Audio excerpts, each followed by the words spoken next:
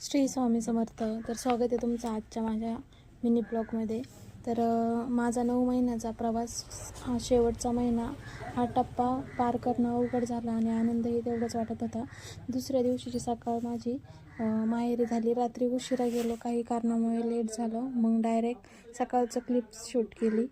मम्मीला केसांना मेहंदी लावायची होती. ती म्हटली लोखंडाच्या तव्यात मेहंदी खलवली तर कलर देते, आणि सोबत गप्पा चालू होते. मी म्हणत होती तुला दिवाळीचं सगळं खायला भेटतं का नाही काय माहीत, कारण की 9वा महिना म्हणजे सुरू झाला होता. कधी काय होईल सांगता येत नाही. कधी कधी 9 महिने 9 दिवस घेतात, तर कधी आधी पण होती नाही का.